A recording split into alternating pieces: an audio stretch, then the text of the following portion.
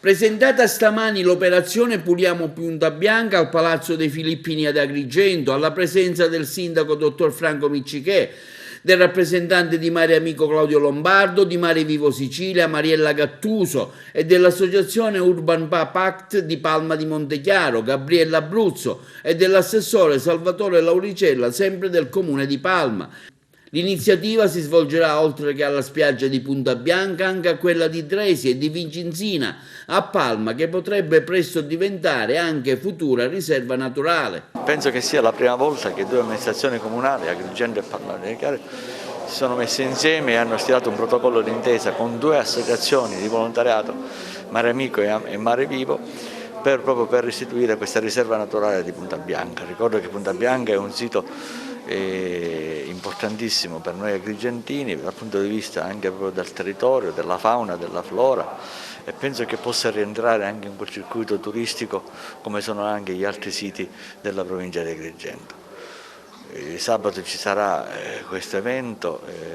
sulla pulizia proprio di Punta Bianca, si andrà anche verso il territorio di Palma,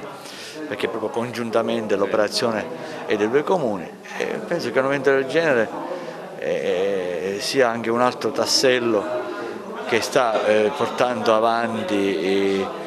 la valorizzazione del nostro territorio. Vi aspetto e vi invito tutti sabato mattina dalle 9 in poi a Punta Bianca. Puliremo Punta Bianca, Drasi, ma anche la spiaggia di Vicenzina di Palma. Questa è la conclusione di un progetto che vede le due amministrazioni, Palma e Agrigento, avere chiesto ufficialmente l'istituzione di una riserva naturale all'assessorato regionale territorio e ambiente e al presidente della regione Musumeci. Speriamo che sia la volta buona. Questo sabato noi faremo la nostra parte pulendo queste spiagge, ma non solo, ristruttureremo la vecchia barca abbandonata che ci sarà a Punta Bianca a cura dell'Accademia delle Belle Arti. Già abbiamo piantato lì dentro una palma nana, riposizioneremo dentro la cripta di Punta Bianca la vecchia Madonnina rubata e infine la cosa più bella, soprattutto per i bambini che verranno nel luogo, alle 11 libereremo una tartaruga caretta curata dall'Istituto Zooprofilattico di Palermo. Alle ore 12 sarà anche liberata una tartaruga caretta curata e assistita dall'Istituto Zooprofilattico di Palermo. Sarà quindi anche posizionata una statua della Madonna precedentemente rubata e donata da una coppia di Naro e posizionata all'interno di una cripta scavata nella marna di Punta Bianca, quindi ridipinta una barca di migranti che giace sul posto dal 23 dicembre 2013 a cura dell'Accademia Belle Arti di Agrigento Michelangelo. E siamo lieti di poter partecipare a questa iniziativa, anche perché è nostro onere e onore, sia come amministratori sia come cittadini, di salvaguardare la nostra casa, il nostro ambiente, che naturalmente è concentrato in tutti questi tesori che abbiamo nella nostra costa e che non sono stati mai salvaguardati.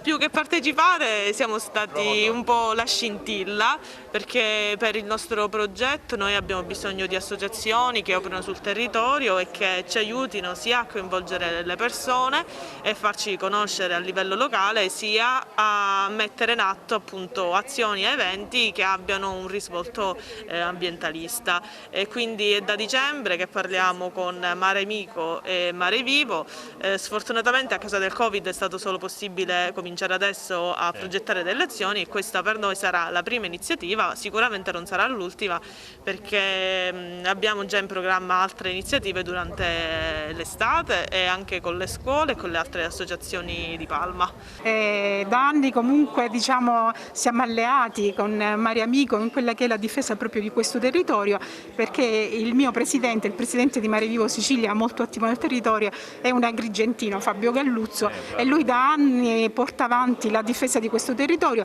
e ha portato avanti dal 1996 l'istanza di istituire questa bellissima località come riserva della regione siciliana. Abbiamo scelto questa giornata della regione siciliana e abbiamo invitato tutti gli assessori al ramo e anche il Presidente della Regione a presenziare questa giornata perché vorremmo finalmente che quel posto avesse il riconoscimento che merita. Ed è un posto che comunque è tolto alla fruizione dei cittadini, sia perché è difficile raggiungerlo, sia perché ha problemi di natura, lo sappiamo, diversa. Purtroppo lì c'è un presidio dell'esercito che da un lato l'ha salvaguardato, diciamo, da altre forme di inquinamento e di deturpazione, però dall'altro sussistono dei problemi che, diciamo, con la predisposizione però sono problemi che si possono risolvere. E poi soggiace all'inquinamento della plastica, quello è inevitabile perché purtroppo le mareggiate riportano anche in quella spiaggia, come in tutte le spiagge del mondo, la plastica che noi in maniera veramente scorretta abbandoniamo nell'ambiente e che poi finisce in mare.